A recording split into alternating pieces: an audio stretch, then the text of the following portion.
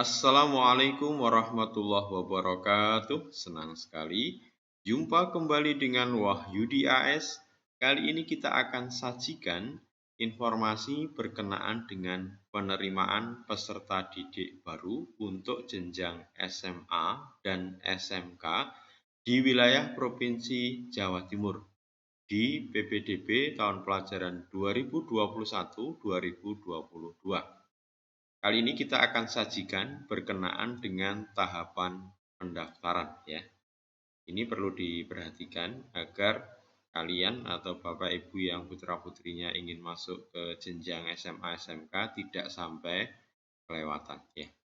Oke, beberapa hal yang penting yang perlu dicatat untuk tahapan di pendaftaran. Yang pertama adalah pengisian nilai rapor ya. Pada pengisian nilai rapor ini nanti menjadi tugas tanggung jawab kepala sekolah atau yang ditugasi kepala sekolah pada SMP sederajat untuk mengisikan nilai rapor mata pelajaran. Yang pertama adalah pendidikan agama dan budi pekerti, pendidikan Pancasila dan kewarganegaraan, bahasa Indonesia, matematika, ilmu pengetahuan alam atau IPA, ilmu pengetahuan sosial atau IPS, dan bahasa Inggris. Jadi ada 7 mata pelajaran yang nanti akan diisikan nilai raportnya, terutama yang diisikan adalah untuk kompetensi pengetahuan atau KI 3 saja.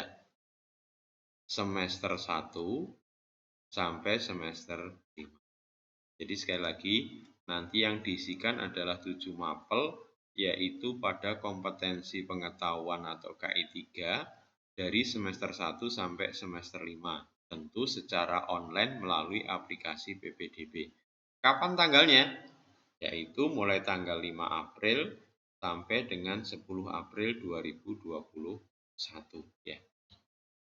Kemudian setelah tahapan ini dilakukan, nanti tahapan berikutnya adalah verifikasi nilai raport ya.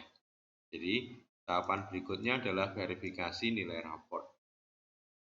Ketentuannya adalah calon peserta didik baru memverifikasi nilai raport yang telah diisikan oleh sekolah secara online melalui aplikasi PPDB dimulai tanggal 12 April sampai 14 April melalui situs ppdbjatim.net.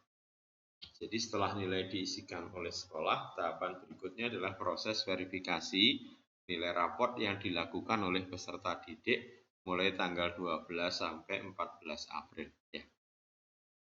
Setelah itu adalah proses pembetulan nilai raport ya. Tentu pembetulan nilai raport ini dilakukan jikalau ada atau terjadi kesalahan intre yang dilakukan oleh sekolah asal secara online ya. Kapan ini dilakukan? Mulai tanggal 12 April sampai 17 April. Jadi kalau ditemukan kesalahan dalam entry yang dilakukan oleh sekolah, maka bisa dilakukan proses pembetulan ya. Kemudian tahapan berikutnya adalah pengambilan PIN ya. Jadi PIN ini nanti dipakai untuk bisa mengakses seluruh rangkaian dari proses pendaftaran PPDB secara online. Jadi semua peserta didik baru mengambil Personal Identification Number atau PIN dan menentukan titik rumah dengan aplikasi geolokasi melalui situs ppdbjatim.net. Kapan dilakukan? Mulai tanggal 19 April sampai dengan 31 Mei 2021 secara online ya.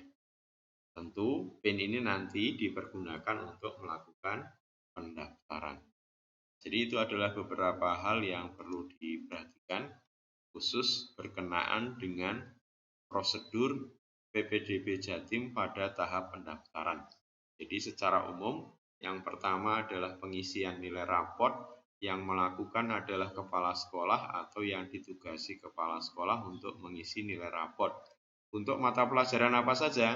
Pendidikan agama dan budi pekerti, pendidikan Pancasila dan kewarganegaraan, bahasa Indonesia, matematika, IPA, IPS, bahasa Inggris pada kompetensi pengetahuan atau KI 3 mulai semester 1 sampai dengan semester 5, diberi waktu tanggal 5 April sampai 10 April 2021.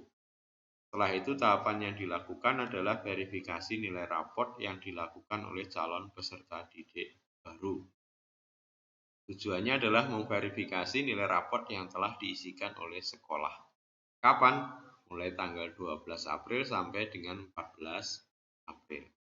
Kemudian langkah selanjutnya adalah pembetulan nilai raport. Tentu ini dilakukan jikalau terjadi kesalahan entry yang dilakukan oleh sekolah. Dilakukan kapan? Tanggal 12 April sampai 17 April. Dan langkah berikutnya adalah pengambilan PIN.